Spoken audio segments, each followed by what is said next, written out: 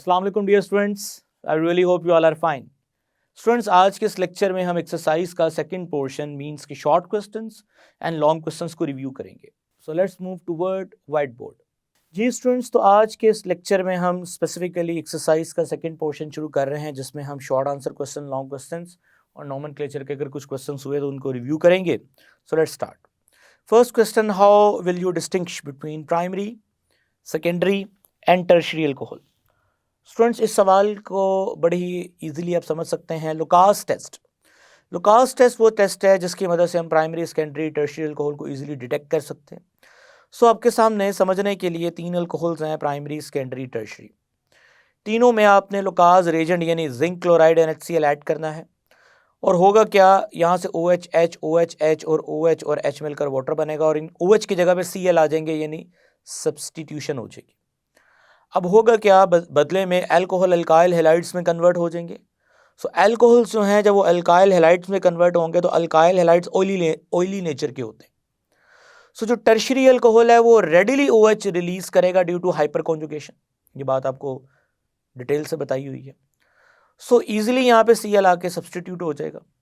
सो oily layer immediately बनेगी, यानी इसका इमीडिएट रिएक्शन उन अल्कोहल्स का होगा जो टर्शियरी होंगी। 5-10 मिनट लगेंगे सेकेंडरी अल्कोहल में, क्योंकि यहाँ हाइपर कॉन्जुगेशन कम है, डिफ़िकल्ट टू लूज OH। और यहाँ तो हीट करना पड़ेगा OH को रिलीज़ करने के लिए। सो जहाँ इमीडिएटली लेयर बनेगी वो अल्कोहल्स टर्शियरी हैं, जहाँ 5 से 10 मिनट लगेंगे वो अल्कोहल्स सेकेंडरी हैं, और जहाँ पे मज़ीद आपको हीट करना पड़े वो अल्कोहल स्टूडेंट्स कौन सी हैं, प्राइमरी हैं। स्टूडेंट्स, क्वेश्चन 4 के साथ कुछ और बातें भी एसोसिएट हैं। हम एक्सरसाइज को भी साथ खोलते हैं और देखते हैं वो कौन कौन सी बातें हैं जो हमें मज़ीद यहाँ पे क्लियर करनी है। स्टूडेंट, अगर आप क्वेश्चन 4 देखें तो व्हाट आर अल्कोहल्स, अल्कोहल्स क्या हैं। सो एक्सरसाइज का क्वेश्चन है व्हाट आर अल्कोहल्स। तो ये बात तो हमें पता है कि alcohols have an class of an organic compound which have a functional group OH called alcohols. How are they classified, ये कैसे क्लासीफाई किया जा सकता है। तो स्टूडेंट्स, अल्कोहल को क्लासीफाई करने के based on number of OH की बेस पे अगर देखा जाए तो ये अगर सिंगल OH वाली अल्कोहल्स हैं तो हम उन्हें मोनोहाइड्रिक अल्कोहल बोलते हैं। अगर ऐसी अल्कोहल्स हैं जिनमें 2 OH हैं, फॉर एग्जांपल मैं यहाँ पे एग्जांपल देता हूँ आपको, CH3NOH, ये मोनोहाइड्रिक अल्कोहल हैं।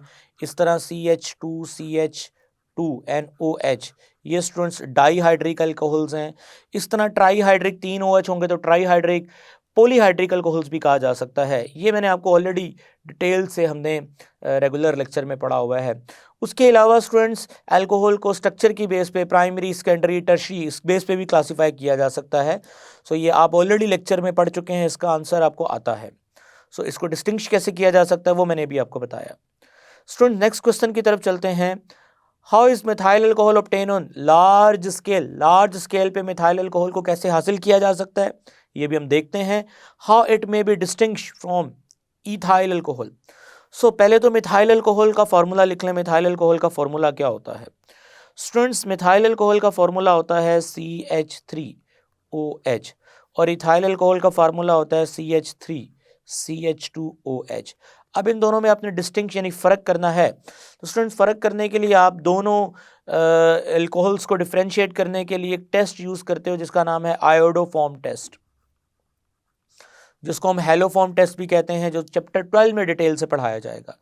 तो स्टूडेंट्स, आयोडोफॉर्म टेस्ट जो था वो इथाइल अल्कोहल पॉजिटिव देता है, मिथाइल अल्कोहल क्या देता है, नेगेटिव। येलो PPT यहाँ बनेंगे या नहीं बनेंगे। सो इस टेस्ट की मदद से हम मिथाइल अल्कोहल और इथाइल अल्कोहल को डिस्टिंग्विश कर सकते हैं। अब पढ़ते हैं जी, लार्ज स्केल पे हम इथाइल अल्कोहल को तैयार कैसे कर सकते हैं। तो स्टूडेंट, उसके लिए हम अगेन कंटेंट देखते हैं। So methyl alcohol is also called a wood spirit, ये बात तो हमें पता है, इसको वुड स्प्रिट भी बोलते हैं। सो इसको तैयार करने के लिए water gas, synthesis from water gas. Students, इस मेथड का एक और नाम भी है, अगर आपको याद रह गए तो ठीक है, कॉल्ड एज पेटर्ट प्रोसेस। तो स्टूडेंट्स, इसको पेटर्ट प्रोसेस भी कहते हैं।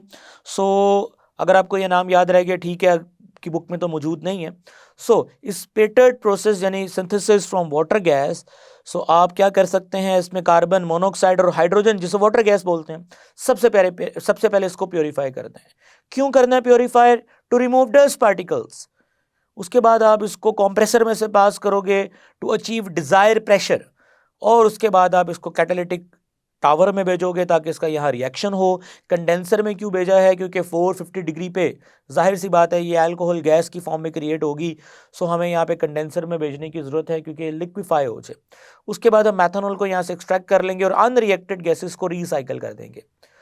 स्टूडेंट्स, अगर पेपर में ये लॉन्ग क्वेश्चन आएगा तो आप ये डायग्राम बनाएंगे, इस तरह ये हाइडिंग बनाएंगे, और प्रोसीजर लिखते वक्त आप ये सारा प्रोसीजर इन 5 या 5 एक ये 5 बुलेट्स हैं जिनमें ये सारा प्रोसीजर एक्सप्लेन किया गया है। सबसे पहले कार्बन मोनोऑक्साइड हाइड्रोजन प्योरीफाई करना है, जो यहाँ मैंने एक्सप्लेन किया है, एंड पे रिसाइकल करना है गैस को, वो सारा जो बुलेट्स की फॉर्म में आपने ऐसे मेंशन करना है।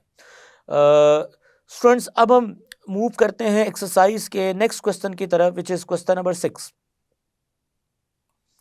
जी स्टूडेंट्स, अगर आप क्वेश्चन नंबर 6 को देखें तो स्टूडेंट्स क्वेश्चन नंबर 6 में क्या पूछा गया है? जी स्टूडेंट्स, क्वेश्चन नंबर 6 में क्या पूछा गया है?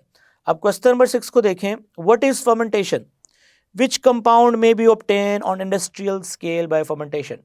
वैसे तो बहुत सारे अब प्रोसेस हैं, जो केमिकल्स हैं जो इंडस्ट्रियल स्केल पे हम फर्मेंटेशन से हासिल करते हैं, लेकिन स्पेसिफिकली आपकी किताब की अगर बात की जाए तो स्टूडेंट्स सबसे पहले तो ये जान लें फर्मेंटेशन है क्या।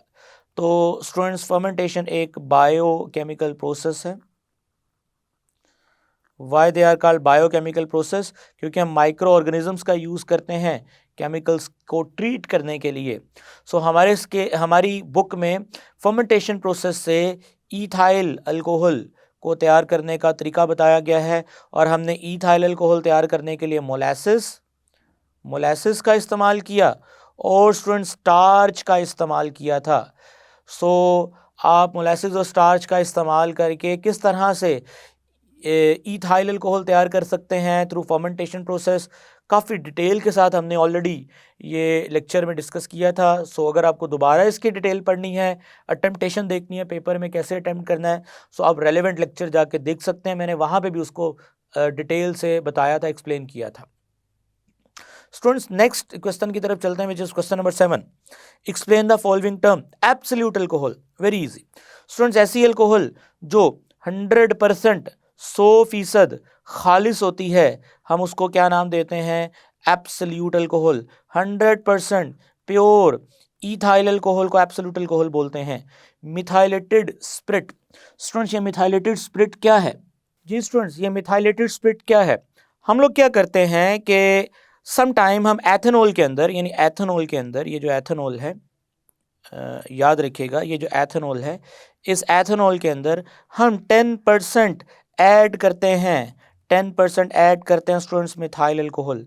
सो ये जो मिक्सचर बनता है, अच्छा ये क्यों ऐड करते हैं? ताकि लोग इसको ड्रिंकिंग पर्पस के लिए यूज़ ना कर सकें, तो हम इसमें 10% मिथाइल अल्कोहल ऐड करते हैं। सो ऐसा स्प्रिट जिसमें 10% मिथाइल अल्कोहल ऐड कर दिया जाए, हम उसको मिथाइलेटेड स्पिरिट भी कहते हैं। Rectified spirit, students rectified spirit का मतलब, आप लोग रेक्टिफाइड स्पिरिट 95%, यानी ये जो 100% वाली है उसको एब्सोल्यूट अल्कोहल बोलते हैं, लेकिन जो 95% स्पिरिट है, 95% जो प्योर ईथाइल अल्कोहल है, हम उसको रेक्टिफाइड स्पिरिट भी कहते हैं। Denaturing of alcohol, very easy. तो स्टूडेंट्स वही बात है कि सम टाइम हम मिसफिट करते हैं, अल्कोहल को पीने के मकसद के लिए इस्तेमाल ना किया जाए। उसके लिए पहला तरीका तो था कि 10% मिथाइल अल्कोहल इथाइल अल्कोहल में ऐड कर दो, और सम टाइम इसमें हम small quantity of pyridine and acetone भी ऐड करते हैं। सो a process in which alcohol becomes to misfit, the specific process is called denaturing of alcohol। हम उसको डीनेचरिंग ऑफ अल्कोहल कहते हैं। ये सारी टर्म्स हमने फर्मेंटेशन के प्रोसेस में अच्छे तरीके से सीखी थी। स्टूडेंट्स, अब हम मूव कर रहे हैं नेक्स्ट क्वेश्चन की तरफ, which is question number 8। How does ethyl alcohol react with following reagents? In reagents के साथ इथाइल अल्कोहल का स्पेसिफिकली रिएक्शन कैसे होगा? डियर स्टूडेंट्स, डिटेल के साथ आपको ये सारे रिएक्शंस करवाए हुए हैं, सो हम इनको एक दफ़ा रिव्यू कर लेते हैं, इनके साथ ही कैसे रिएक्शंस होंगे। सो हम इसके लिए वाइट बोर्ड की तरफ जाते हैं। जी स्टूडेंट्स, तो सबसे पहले हमें क्या करना है, हमें यहाँ पे रिएक्शन नंबर 1 लिखना है, जिसमें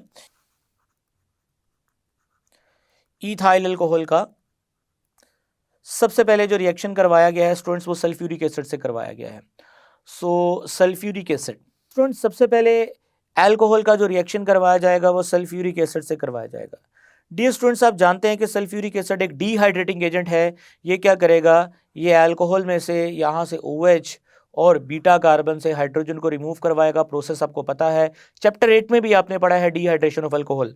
और बदले में स्टूडेंट्स क्या बनेगा, CH2 डबल बॉन्ड CH2, और ये जो एसिड है ये वाटर को डिहाइड्रेट करवा देगा। So it will become alkyne.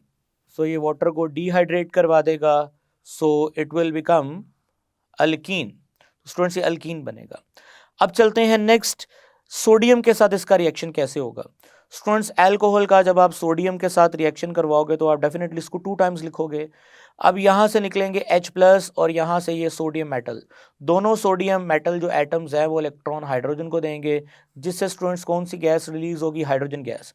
और सोडियम पे क्या चार्ज आएगा, Na+, ऑक्सीजन पे क्या चार्ज आएगा, माइनस।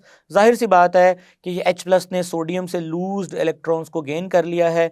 बदले में स्टूडेंट्स अब क्या बनेगा, CH3 CH2ONA। सो ये फर्दर कैसे रिएक्शन होगा ये इसकी डिटेल भी आपको बता दी। जी स्टूडेंट, अब हम नेक्स्ट रिएक्शन की तरफ चलते हैं। अल्कोहल का जो रिएक्शन है वो PCl5 के साथ कैसे होगा, PCl5 it's very easy to understand students. ये मैंने पहले भी आपको रिएक्शन करवाया हुआ है, चैप्टर 8 में भी ये रिएक्शन आया था, चैप्टर 10 में भी हमने रिएक्शन किया, CH3 CH2OH। स्टूडेंट, PCl5 के साथ कैसे रिएक्शन होगा ये मैंने याद करने के लिए आपको हमेशा इस तरह से ये डायग्राम बताई है, रिएक्शन की जो निमोनिक बनाया था हमने समझने के लिए। सो स्टूडेंट्स, यहाँ से क्या रिलीज होगा, HCl, यहाँ से क्या रिलीज होगा, POCl3, और यहाँ से क्या रिलीज होगा students, CH3 CH2Cl plus POCl3 plus HCl। तो स्टूडेंट्स, ये रिएक्शन रहा अल्कोहल का POCl यानी PCl5 के साथ, PCl5 के साथ इथाइल क्लोराइड बनेगा, POCl3 बनेगा और HCl बनेगा। स्टूडेंट्स, अब हम मूव करते हैं नेक्स्ट रिएक्शन की तरफ, जिसमें इथाइल अल्कोहल का रिएक्शन करवाया गया है।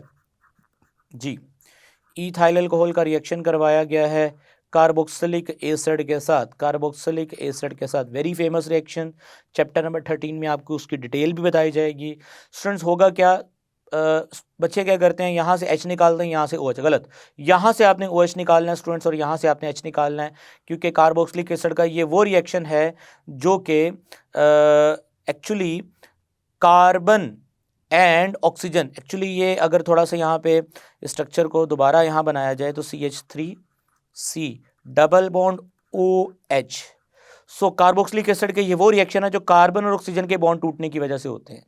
यानी कि ये जो स्पेसिफिक रिएक्शन करवाया जा रहा है इसमें कार्बोक्सिलिक एसिड में कार्बन और ऑक्सीजन, जो कि यहाँ पे आपको शायद हाइड्रोजन लग रहा है चूंकि ऑक्सीजन कनेक्ट है, सो कार्बन ऑक्सीजन का बॉन्ड टूटेगा, यहाँ से OH निकलेगा और यहाँ से स्टूडेंट्स O और H का बॉन्ड टूटेगा, यानी H+ निकलेगा, OH माइनस, वाटर रिलीज होगा।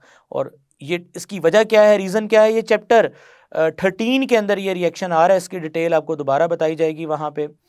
सो CH3 CH2O C double bond O CH3। जी dear students, ROC double bond OR, हम इसको ना एस्टर्स का नाम भी देते हैं। सो ये स्टूडेंट एस्टर फॉर्मेशन रिएक्शन या एस्टरिफिकेशन रिएक्शन भी कहलाता है। सो ये रिएक्शन करवाने के लिए आपको लिटिल अमाउंट ऑफ एसिड भी रिक्वायर्ड होता है, ये बार बार आपने फर्स्ट ईयर में भी रिएक्शन पढ़ा है ये। सो स्टूडेंट्स, अब हम चलते हैं जी अल्कोहल का थायोनाइल क्लोराइड के साथ रिएक्शन, वेरी फेमस रिएक्शन, ये भी आपने चैप्टर 10 में पढ़ रखा है। CH3 CH2OH थायोनाइल क्लोराइड के साथ रिएक्शन होगा। सो किस तरह से होगा, जी डियर स्टूडेंट्स, यहाँ से क्या रिलीज होगा, HCl, यहाँ से क्या रिलीज होगा, SO2, और बदले में क्या बनेगा साथ में, CH3 CH2Cl plus SO2 plus HCl gas release होगी। आई रियली होप स्टूडेंट्स कि आपको क्वेश्चन नंबर 8 जो है वो समझ आ गया है। अब नेक्स्ट क्वेश्चन है क्वेश्चन नंबर 9, उसकी तरफ हम मूव करते हैं। G, dear students, question number 9. How will you obtain primary, secondary, tertiary alcohol by reacting Grignard reagent with suitable carbonyl compound? Again ये वो क्वेश्चन है जो ऑलरेडी हम चैप्टर 10 में पढ़ा है, लेकिन इसको दोबारा चूंकि एक्सरसाइज में आया है तो एक दफ़ा रिव्यू कर लेते हैं. जी स्टूडेंट्स, आपके सामने व्हाइट बोर्ड है. हम क्वेश्चन का आंसर करते हैं कि हम किस तरह से प्राइमरी अल्कोहल हासिल कर सकते हैं, प्राइमरी अल्कोहल हासिल कर सकते हैं, किस तरह से सेकेंडरी अल्कोहल हासिल कर सकते हैं, और किस तरह से हम टर्शियरी अल्कोहल हासिल कर सकते हैं. मैं आपकी याद दहानी के लिए सिर्फ इतना आपको बताना चाहता हूँ कि whenever a Grignard reagent RMgX, whenever a Grignard reagent react with formaldehyde, you will get primary alcohol.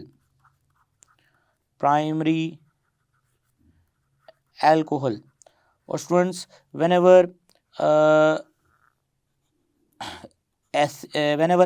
acetaldehyde react with Grignard reagent, you will get secondary alcohol.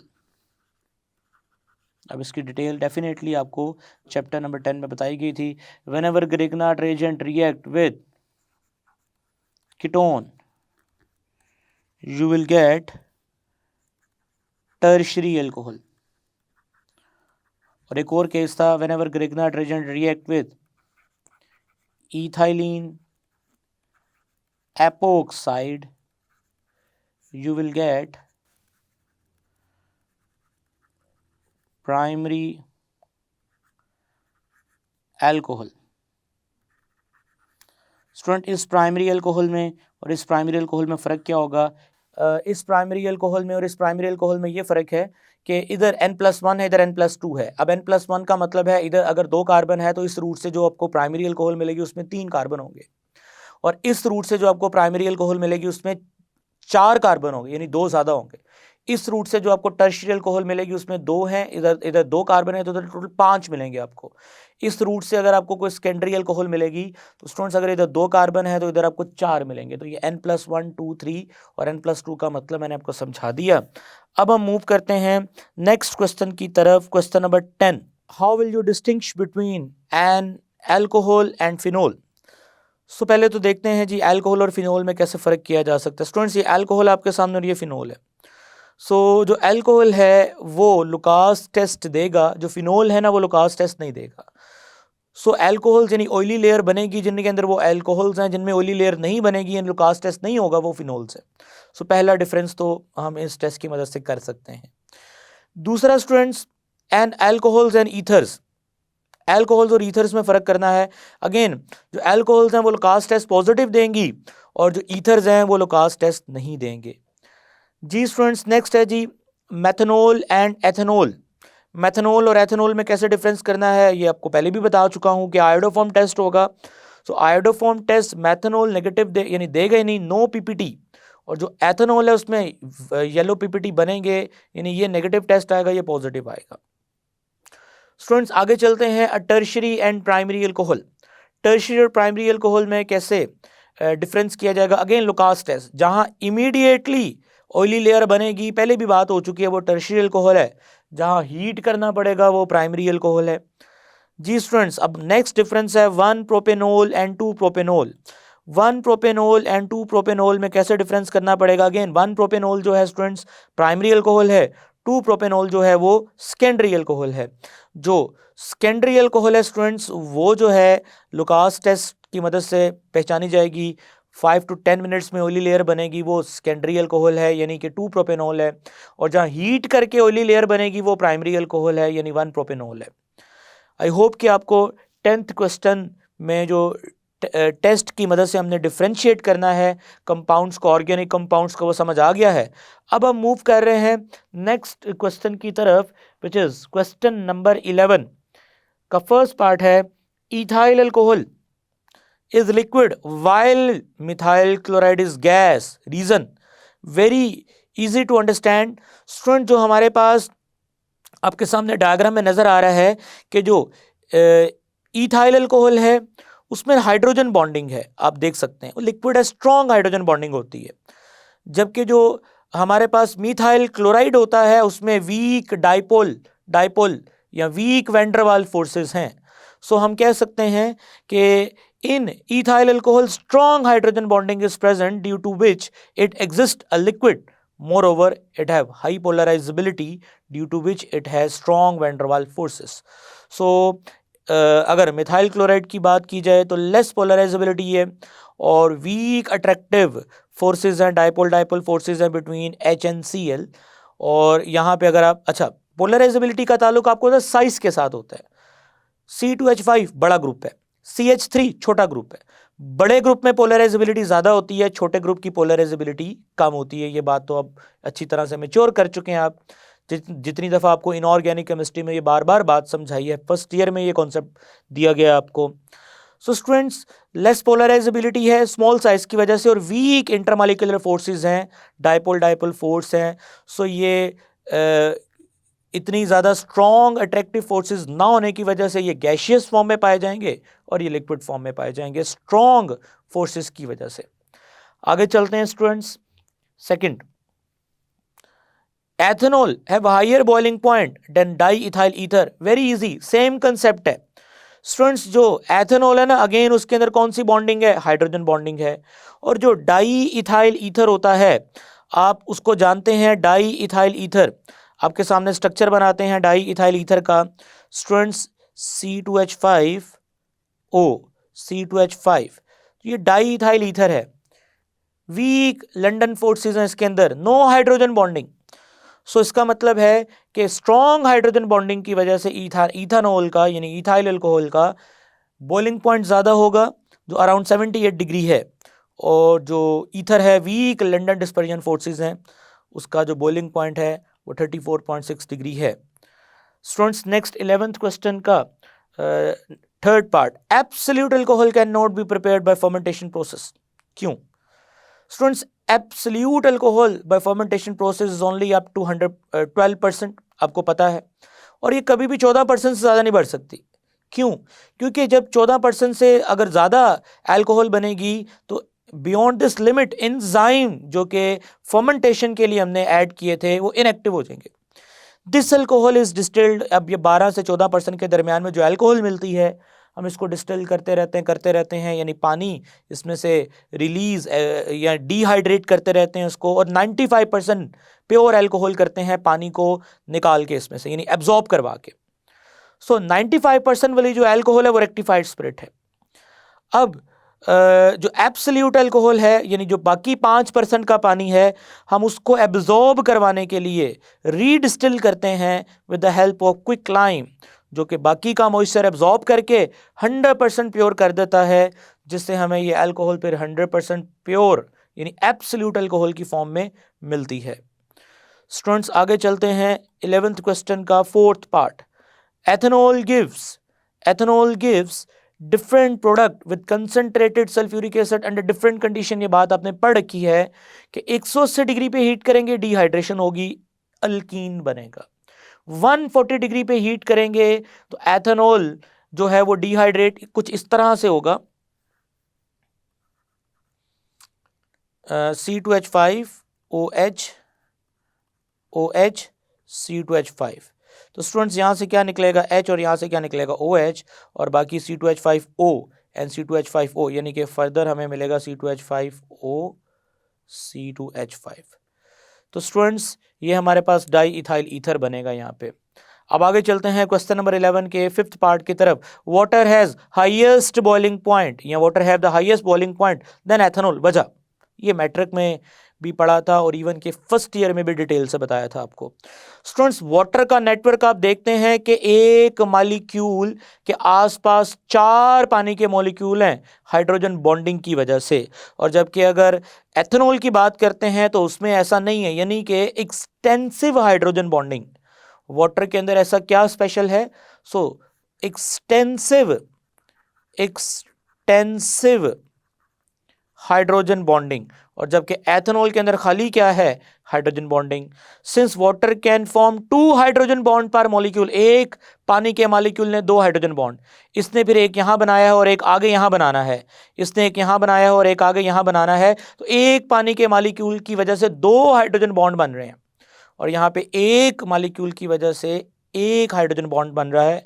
यही बात है कि while molecule of ethanol can form only one hydrogen bond per molecule, therefore extent of hydrogen bonding in water is more than alcohol. That's why water has higher boiling point 100 degree than ethanol which have 78.5 degree. Student अब हम move कर रहे हैं question number 12 की तरफ. क्या कहता है जी क्वेश्चन नंबर 12 में, how will you convert methanol into ethanol. जी, मैथनॉल को एथेनॉल में कैसे कन्वर्ट करना है? Very easy students. मैथनॉल को एथेनॉल में कन्वर्ट कैसे करना है? सबसे पहले हमें क्या करना पड़ेगा, इसका स्टेप 1 जो फॉलो करना है वो मैथनॉल यानी मिथाइल अल्कोहल का थायोनाइल क्लोराइड से रिएक्शन कराएंगे. बड़ा इजी रिएक्शन है, सब लोग जानते हैं कि होगा क्या. यहाँ से students again SO2 gas release होगी, HCl बनेगा और OH की जगह यहाँ से Cl आएगा. ये रिएक्शन आपने बार बार पढ़ रखा है. स्टूडेंट स्टेप 2 में क्या होगा, वुड्स रिएक्शन करोगे. कौन सा रिएक्शन? वुड्स रिएक्शन करोगे. वुड सिंथेसिस भी कहते हैं इसको. वुड सिंथेसिस के थ्रू आपने ये 2 दफ़ा इसको लिखा, सोडियम के साथ मिलकर क्या बनेगा, NaCl. ये ग्रुप इसके साथ अटैच होगा और further you will get CH3. Student जब आप इसका क्लोरीन से रिएक्शन करवाओगे तो ये बनेगा CH3 CH2 Cl plus HCl. अब आगे जब आप इसका रिएक्शन करवाओगे स्टूडेंट्स एक्वस KOH के साथ, नॉट अल्कोहलिक, एक्वस KOH, तो स्टूडेंट्स ये KCl को रिप्लेस कर देगा और Cl की जगह पे OH आ जाएगा. हमने मिथाइल अल्कोहल को, 1 कार्बन वाली अल्कोहल को 2 कार्बन वाली अल्कोहल में कन्वर्ट कर दिया. ये उसका कन्वर्जन रूट था. अब हम चलते हैं सेकंड कन्वर्जन रूट की तरफ. सेकंड कन्वर्जन रूट में क्या होगा स्टूडेंट्स, एथेनॉल को मैथनॉल में कन्वर्ट करना है. Very easy. एथेनॉल को मैथनॉल में कैसे कन्वर्ट करना है, यानी कि 2 कार्बन को 1 कार्बन वाली अल्कोहल में कैसे कन्वर्ट करना है. स्टूडेंट ये मेथड आप लोगों ने चैप्टर 8 में पढ़ रखा है. किस नाम से पढ़ रखा है? डी कार्बोक्सिलेशन के नाम से पढ़ रखा है. Of monocarboxylic acid.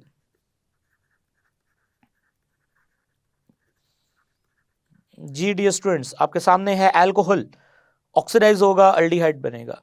Aldehyde oxidize होगा, कार्बोक्सिलिक एसिड बनेगा. कार्बोक्सिलिक एसिड सॉल्ट बनाएगा NaOH के साथ रिएक्ट करके, और ये सॉल्ट NaOH के साथ दोबारा ट्रीट करेगा.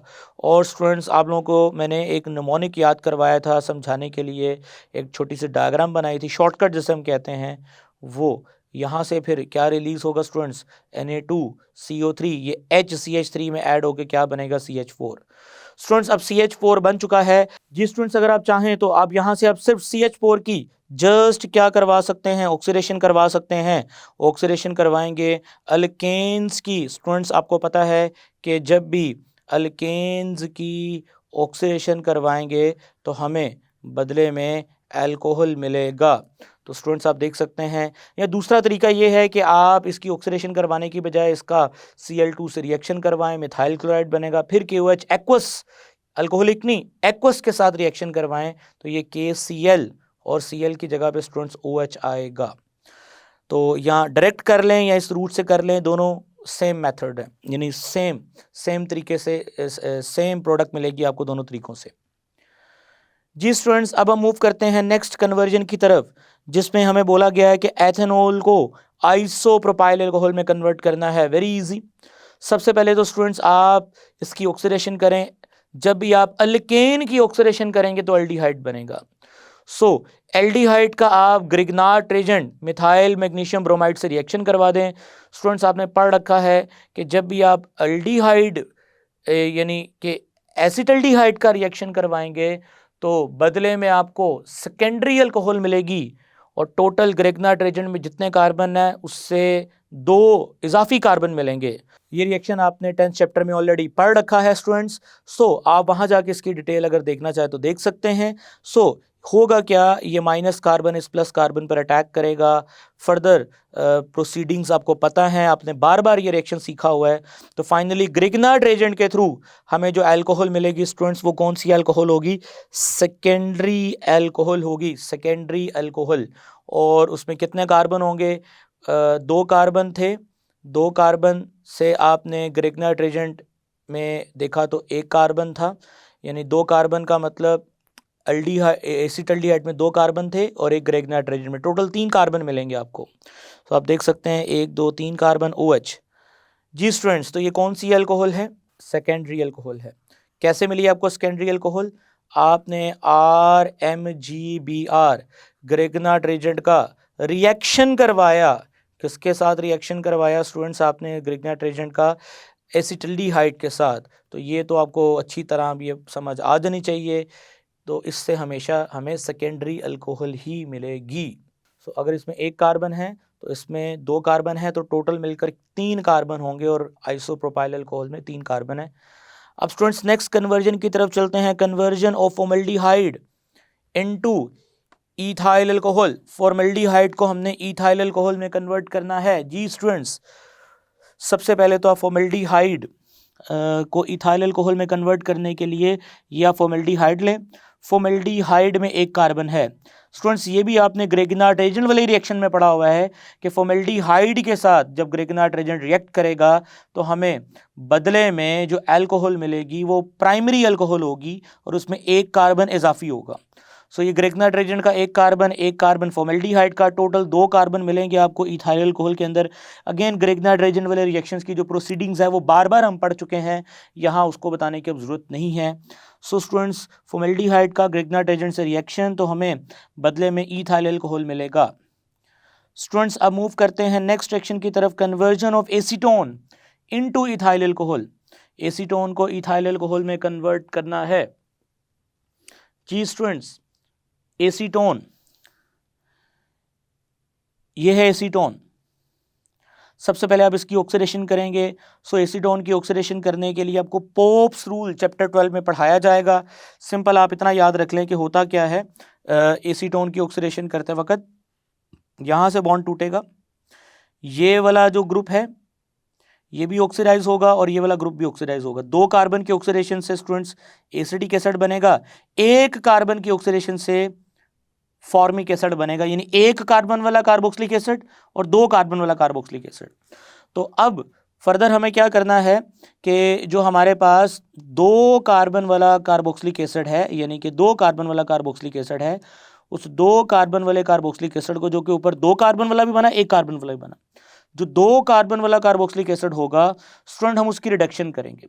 सो कार्बोक्सिलिक एसिड की रिडक्शन करने से स्टूडेंट्स आपको पता है कि हमें क्या मिलता है, अल्कोहल। जिस तरह से आपको ये पैटर्न याद है कि जब भी हम अल्केन की ऑक्सीडेशन करेंगे तो हमें बदले में अल्कोहल मिलेगा, अल्कोहल की ऑक्सीडेशन करेंगे तो बदले में हमें अल्डिहाइड एंड कीटोन मिलेगा। डिपेंड करता है अल्कोहल प्राइमरी है या सेकेंडरी है।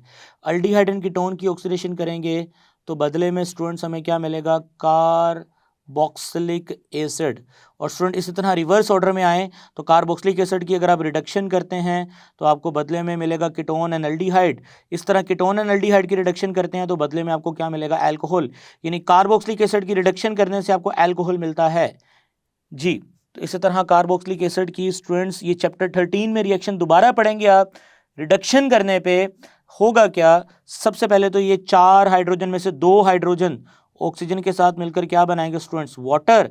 और बाकी बचे हुए 2 हाइड्रोजन में से एक यहां पर ऐड हो जाएगा, एक यहां पर ऐड हो जाएगा और एक यहां पर ऐड हो जाएगा और एक यहां पर ऐड हो जाएगा। यानी कि अगर आप थोड़ा नोटिस करो तो ये क्या बनेगा, CH3CH2OH, यानी 4 में से 2 ऑक्सीजन के साथ मिलकर वाटर और 2 यहां पे आ जाएंगे। जी स्टूडेंट्स, अब हम मूव कर रहे हैं क्वेश्चन नंबर 18 की तरफ। Question number 18, write IUPAC name of the following compound. जी स्टूडेंट्स, आपके सामने ये कुछ कंपाउंड्स लिखे गए हैं। सबसे पहले आपने इसका नाम लिखना है, यानी कि CH3 3 कार्बन है। प्रोपेनॉल कौन से नंबर पे, ओल है अल्कोहल, ओल दूसरे पे 2 प्रोपेनॉल। जी, सेकंड वन CH3 की ट्वाइस, यानी CH3 की twice CH and CH2OH। 2 methyl 1 propanol, 2 methyl 1 propanol इसका नाम है, यानी कि ये फर्स्ट नंबर पे कार्बन पे OH है। सो 2 दूसरे नंबर पे मिथाइल है, 2 मिथाइल 1 प्रोपेनॉल। जी स्टूडेंट, थर्ड 1 2 3 कार्बन है, स्ट्रेट चेन प्रोपेनॉल, दूसरे नंबर पे ओल है और दूसरा नंबर पे मिथाइल है, 2 मिथाइल 2 प्रोपेनोल, यानी टर्शरी ब्यूटाइल अल्कोहल भी इसको कह सकते हैं।